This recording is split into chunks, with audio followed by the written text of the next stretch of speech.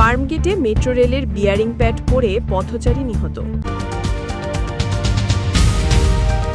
জাতীয় পার্টি আগামী নির্বাচনে অংশগ্রহণ করতে পারবেন না বলেন জাতীয় নাগরিক পার্টির এনসিপির সদস্য সচিব আখতার হোসেন। সালমান শাহ হত্যা মামলায় খোঁজ মিলছে না সামিরা ও ডনের। শিক্ষা খাতে সর্বোচ্চ বরাদ্দ দেবে বিএনপি বলেন তারেক রহমান। প্রতিহিংসার রাজনীতির পরিবর্তে সহনশীলতা সংস্কৃতি ফেরাতে হবে বলেন খসরু।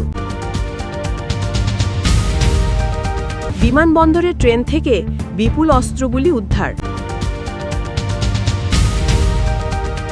ব্যক্তি পর্যায়ে সিম নিবন্ধন কমিয়ে আনা হবে বলেন স্বরাষ্ট্র উপদেষ্টা। বর্তমানে প্রশাসনে বিএনপির চেয়ে জামায়াতের আধিক্য বেশি, সার্জিস। প্রধান উপদেষ্টার সঙ্গে পাকিস্তান যৌথ বাহিনী প্রধানের বৈঠক। বিসিএস নিয়ে পিএসসিতে এনসিপির 15 দফা প্রস্তাবনা।